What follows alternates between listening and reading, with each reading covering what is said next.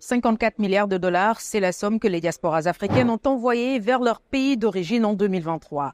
Il s'agit ici des pays d'Afrique subsaharienne. Selon la dernière édition de la note d'information de la Banque mondiale sur les migrations et le développement, ces envois de fonds, quoique très importants pour les économies africaines, ont connu une baisse de 0,3% par rapport à l'année dernière. En tête des pays receveurs, la plus grande économie africaine.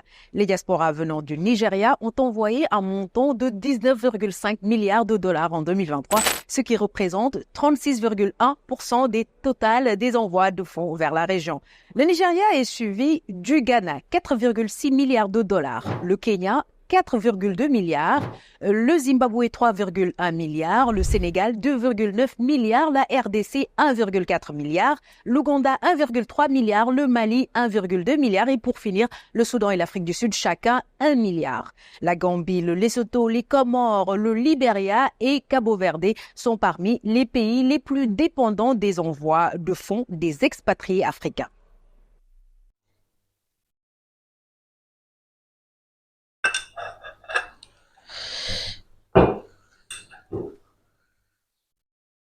Quand j'ai fini d'écouter ça, quand l'élément s'est coupé, je me suis dit, mais elle a oublié la Côte d'Ivoire.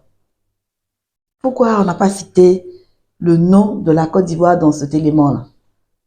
Je regarde les commentaires et c'est la même interrogation pour les Ivoiriens qui ont écouté et qui ont commenté, mais et la Côte d'Ivoire? Que se passe-t-il? Deux choses, a priori, qu'on peut avoir comme pensée. Première des choses, c'est que tous les Ivoiriens qui ont émigré à l'étranger dans le monde entier ne représentent absolument rien financièrement. C'est pourquoi ils ne peuvent pas faire des envois de fonds vers le pays pour contribuer au développement, ne serait-ce que de leur famille et de notre pays. Deuxième hypothèse, et ça c'est l'hypothèse la plus machiavélique, c'est que tous les Ivoiriens qui ont émigré ont de gros salaires, ont de gros revenus, mais n'ont pas la fibre patriotique, n'ont pas la conscience ni la pression de leur devoir de contribuer au développement de leur pays, au rayonnement de leur famille laissée au bled. Je suis allée consulter les archives et j'ai lu un rapport de l'Organisation de la coopération de développement économique, l'OCDE, qui regroupe tous les pays européens, les États-Unis et le Canada. Et en ligne dans leur librairie, ils ont fait un rapport sur la diaspora ivoirienne. Ce rapport-là date de 2020.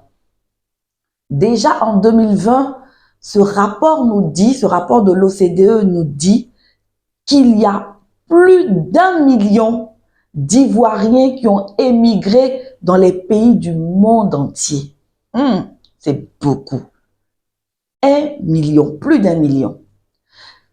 Et dans ce chiffre-là, on a 240 000 Ivoiriens émigrés en France, environ 34 000 en Italie et 25 000 aux États-Unis. Ils ont cité dans ce reportage, je pense, 7 pays, si je ne m'abuse. Il n'y a pas le nom de la Côte d'Ivoire là-dedans. Ah, ça fait mal. Ça révolte.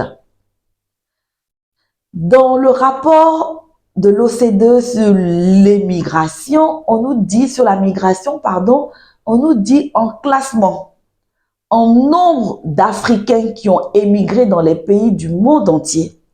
Premier, le Sénégal. Deuxième, à votre avis, c'est qui? La Côte d'Ivoire. Troisième, le Mali. Dans les pays qui ont été cités, le Sénégal au moins, son nom est sorti. Je crois 4 milliards d'envois de transfert de fonds de l'étranger vers le Sénégal. Le nom de la Côte d'Ivoire n'est pas sorti. Les trois premiers en nombre, les trois premiers, il n'y a que le Sénégal seulement dont la diaspora a un impact financier réel sur l'économie de son pays. Bon, les autres pays, je ne veux pas en parler. Ce qui m'intéresse, c'est la Côte d'Ivoire. 1 million, plus d'1 million d'Ivoiriens. Le Nigeria est en tête des pays qui ont été cités dans ce reportage. Plus de 19 milliards en 2023 de fonds de capitaux qui ont été investis au Nigeria depuis l'étranger. Le Nigeria ne fait pas partie des 3 pays en nombre où les habitants ont émigré. Deuxième pays qui a été cité, le Ghana. Le Ghana ne fait pas partie des 3 premiers en nombre. Ensuite, on a cité le Kenya et l'Ouganda et le Sénégal venait en 5e position. Bon, je pense qu'il doit y avoir un problème de minds parce que les 4 premiers pays qui ne sont pas les plus nombreux en termes de migration de leur pays vers d'autres pays, ce sont les 4 pays anglophones qui ont été cités. Sur les 3 premiers pays qui sont des francophones, il n'y a que le Sénégal et qui vient en 5e position. La Côte d'Ivoire complètement absente. Et il faut qu'on se réveille, les gars. On veut aller à l'étranger. On veut aller se chercher d'après notre langage. Mais depuis vous cherchez là, où est le résultat de ce cherchement-là? Permettez-moi de m'exprimer un peu, de descendre un peu le niveau de langue. Quel est le résultat? Quel est l'impact? Ça fait 10 ans, 5 ans, 15 ans, 20 ans pour certains que vous êtes à l'étranger. Les benguistes, oui. Mais être benguiste, il ne s'agit pas de venir ici en vacances avec des fringues, parfois et souvent même acheter en solde, en 4e ou en Xème des marques, pour venir se la jouer ici à Abidjan. Quel est votre impact dans le développement de vos familles et de votre pays? Quel est votre impact financier? Les Ivoiriens, on vous entend partout sur la toile, à faire beaucoup de bruit. Mais en réalité, vous ne pesez pas grand-chose dans l'économie de votre propre pays, la diaspora. Ah! Quel genre de benguistes vous êtes? S'il vous plaît, réveillez-vous. Vous vous sapez. Ça là seulement là, même les Congolais même là. Les Congolais même là, leur nom a été cité dedans. C'est-à-dire qu'eux, ils se sapent. On les critique. Les Congolais, ils aiment acheter les trucs de marque. Ils s'habillent comme ça. Ils ne font pas de concordance dans le style, dans les couleurs. Oui, oui, oui. Mais quand ils ont fini d'acheter les marques que je ne vais pas citer pour faire de la publicité, ils n'oublient pas que le développement de leur pays, là, ça passe aussi par la main de la diaspora. Le Congo a été cité. Mais vous, aujourd'hui, vous êtes plus sapeurs même que ceux qui ont envoyé la sapologie, les Ivoiriens. Non, ça là, seulement, il n'y a pas match avec vous. De grâce. La lutte, la concurrence des sapes là, déposez. Comme on dit chez nous ici là, déposez. Et puis l'argent là, investissez dans votre pays. Que les Ivoiriens ne soient plus cités uniquement dans les buzz. Ballon, on sait jouer. Ça, il n'y a pas match dedans même. On est fort dedans. Mais au-delà de ça, quel est l'impact financier? Quel est le poids financier que représente la diaspora? Plus d'1 million. 240 000 en France. 25 000 aux États-Unis. 34 000 en Italie. Et ça, ce sont des chiffres de 2020. Nous sommes en 2024. Donc, imaginez que ce chiffre-là a augmenté. Mais on ne vous a pas cité dans ce reportage qui donne les chiffres des investissements des émigrés vers leur pays d'origine en 2023. Les gars, les go, révoltez-vous, fâchez-vous, concentrez-vous et faites en sorte que le nom de la diaspora ivoirienne soit redoré. Parce que la Côte d'Ivoire comptera avec vos financements, avec vos investissements. Je dis réveillez-vous les go, parce que dans le rapport de l'OCDE, l'émigration en Côte d'Ivoire à majorité est constituée de femmes et féminines. Je connais la force des femmes. Oui, si on cesse de quitter les critiques, les qu'on n'investit plus dans les mèches, dans les téléphones, dans les vêtements, mais qu'on prend notre argent pour investir, pour contribuer au développement de nos pays, au rayonnement de nos familles. Donc la Côte d'Ivoire va gros. Oui. Qu'est-ce qu'on ne peut pas faire? J'entends sur la toile toutes sortes de tontines. La diaspora, faites tontines. J'ai essayé de faire le petit calcul. Il y a plus d'1 million d'Ivoiriens à l'étranger. Si on décide de faire la diaspora fait tontine, 1000 francs, 1000 francs, ça fait 1 million. 1000 francs, c'est quoi? C'est quoi dans votre argent? On se fâche un peu. On dit 10 000, 10 000. Ça fait 10 milliards. Maintenant, 10 000, 10 000. Si on a donné ça par mois, peut-être on va dire, bon, on n'a qu'à essayer, on va voir si ça va prendre. Au lieu de faire par mois, on fait par trimestre. 10 000, 10 000. Pour les 1 million par trimestre, ça fait 10 milliards. On a 4 trimestres dans l'année. Ça fait 40 milliards. On va citer le nom de la Côte d'Ivoire. On va dépasser le Nigeria. Et puis quand la première année, on a vu que ça s'est bien passé. Avec l'aide du gouvernement, que le gouvernement puisse encadrer ce regroupement de fonds, cette mise en commun de ce capital-là. Qu'on puisse investir tout ce capital-là dans des projets d'envergure. Oui. L'année qui suit, on se fâche, on dit 10 000, 10 000 chaque mois. C'est quoi? Cette tontine de 10 000, 10 000 chaque mois, les Ivoiriens de la diaspora ne peuvent pas faire.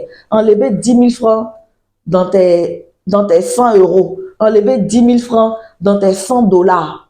Ah! On peut 10 000, 10 000 chaque mois, la diaspora. 1 million que vous êtes. C'est vrai, tout le monde ne se trouve pas dans les pays où il y a l'euro et le dollar.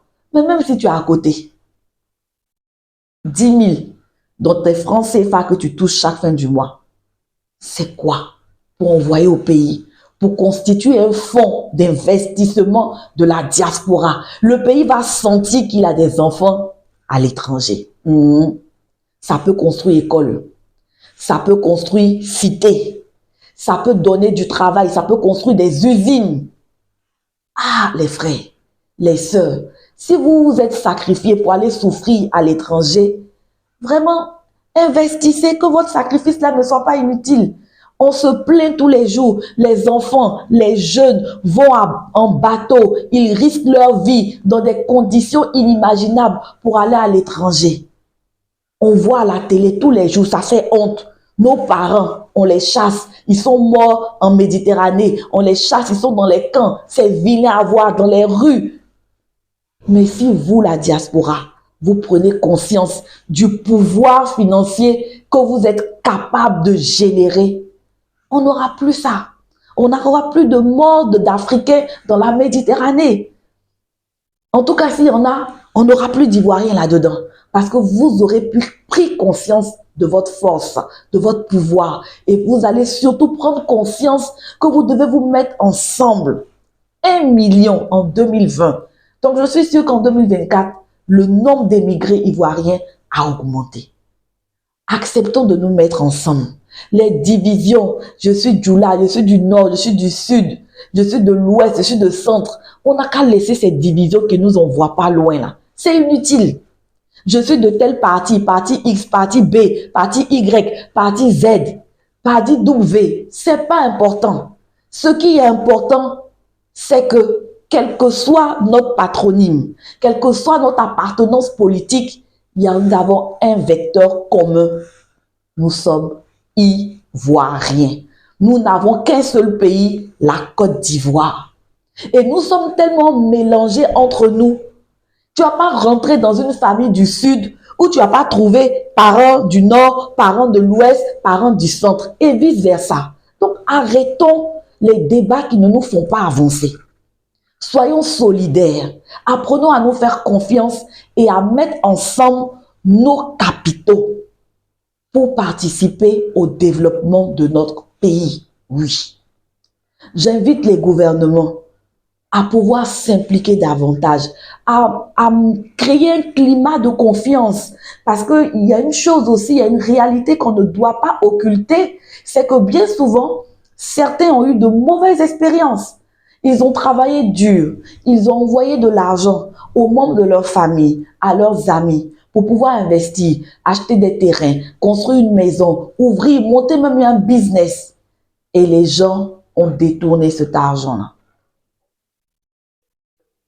Ils ont gaspillé cet argent-là. Et du coup, la confiance s'est rompue. Et sûrement à l'échelle aussi plus grande, il y a eu des actions de la diaspora. Je n'en sais rien, mais je pense que oui, quand même. Qu'il y a eu des actions de la diaspora où on a voulu mettre ensemble de l'argent pour investir dans certains projets du pays. Et puis, il y a eu des malversations, il y a eu de la corruption. Les projets n'ont pas abouti, l'argent a été dilapidé. Créons à nouveau un climat de confiance entre nos frères qui sont à l'étranger et nous. Que l'État crée un cadre de sécurisation de ces fonds, des financements qui viennent de l'étranger, de notre diaspora. Qu'il y ait des points, qu'il y ait des comptes rendus clairs, précis sur l'utilisation des fonds provenant de la diaspora. Créons ce cadre de confiance afin que la diaspora, qui va prendre conscience de son devoir d'implication dans le développement de son pays, que cette diaspora-là puisse mettre ensemble de l'argent, 10 000, 10 000.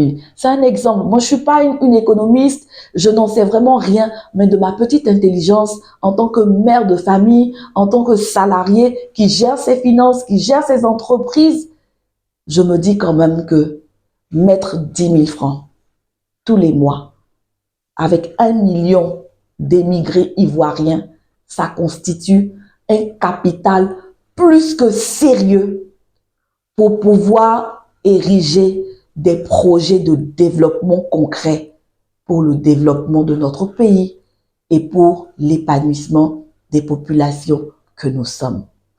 Diaspora, reprenez les rênes et que vos présences à l'étranger ne soient pas vaines. Tellement d'intelligence. Dans le rapport de l'OCDE, on nous dit que les Ivoiriens sont les Africains qui ont le plus de diplômes supérieurs. Ça veut dire que la diaspora ivoirienne est très intellectualisée. S'il vous plaît, considérons que le passé est passé.